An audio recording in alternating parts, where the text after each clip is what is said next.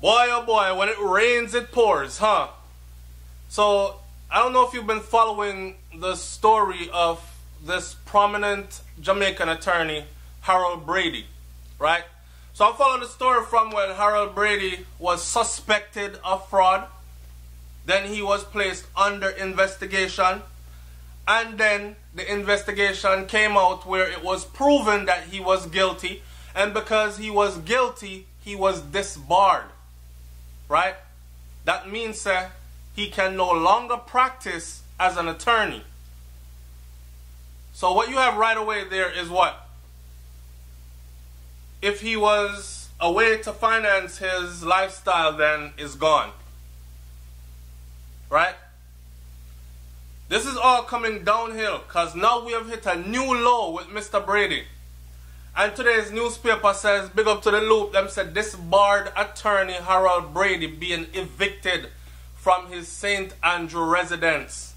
Big nice gate, pretty house, put up on everything, you know. But the thing about it is, anyways, I'm going to talk about that for a minute. I'm not talk about that yet. Watch this. So lawyers representing the owner of the property said that Brady is being evicted for millions of dollars owed in rent for the premises. I don't know how they do this rent thing in Jamaica, but then again, it's not hard to hit $1 million in Jamaica. But the bailiff and other authorities are currently at the home in Cherry Garden, St. Andrew, when I was reading this.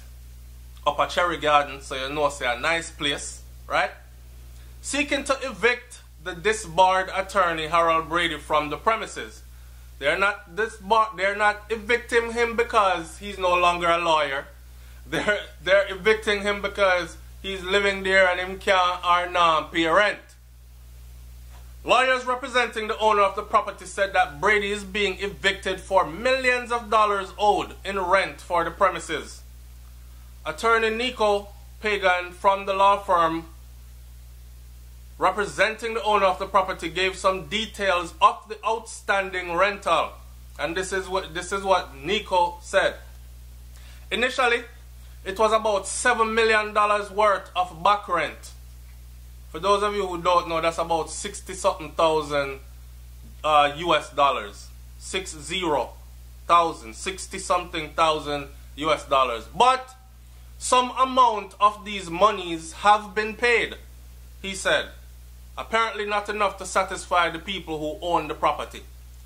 Right now the bailiff is executing a writ of possession, which we obtained from the Supreme Court for us to have possession of the premises so that we can return it to our clients, as well as order for the seizure and sale of certain articles. That means, them not only come for the property as the house, them want to take away some of the man's personal belongings and sell it and use the money to pay for whatever is owed towards this property. Loop News was on the spot tracking the development, and they were there on the ground. Now, the thing about this is people are saying, yo, what a disgrace. Maybe disgraceful that he was caught up in fraud, right? And lost his right to practice as an attorney. I can't see going to school all those years and then going through law school all those years and then studying for your bar, because you don't just become an attorney. You become someone who is studying law. You become a practicing attorney after you have passed and been admitted to the bar. So go bust your brain for all that. All those years accumulated overall should be about 8 to 10 years of school. And to lose all that over one fraud case, and the fraud case he lost it over, I believe it was probably an equivalent of about 40-something thousand US dollars. Anyways, here he is, right? Lost his right to be an attorney and now can't pay. You know, there are a lot of people out there that love to see your downfall, so people are celebrating right now probably. So let me put a spin to this story for you. Maybe, just maybe, this man is playing wise. I can stay in the property rent free till them fling me out. In the meantime, I can save up as much money as I can possibly save up. That's exactly what I'm going to do. On top of that, I've already been disgraced in the media. I've already been disbarred, or disbarred. So what more can they do to embarrass me? So check this out. I stay right here, so save up my money. When them come, them come. On top of that, let's understand that a lot of these attorneys, right, and these doctors, they have citizenship in England or the USA.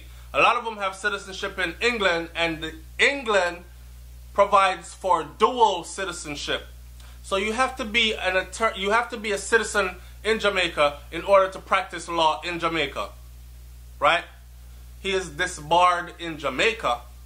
He might still be an attorney in England, and if he's disbarred in Jamaica, he might not be disbarred in England. So he can go right back to money. If it's not the case, either way, he probably has citizenship somewhere else. So at the end of the day, his duty to himself now is to collect all the money he can, sit down in the people in place, and let that accumulate, right, to the tune of millions of dollars owed. And then when them fling me out, I just jump on a plane and go England, because I'm a citizen over there. And I'm out of here. F off Jamaica, I'm gone about my business. That's another way to look at it. And I'm just putting that out there to let people know, because I know people are probably celebrating right now. Some people are celebrating right now. I'm not celebrating. Me never know the man like that. I don't know him to be good or bad. I didn't know anything of him. And there ain't much comments about him. Right?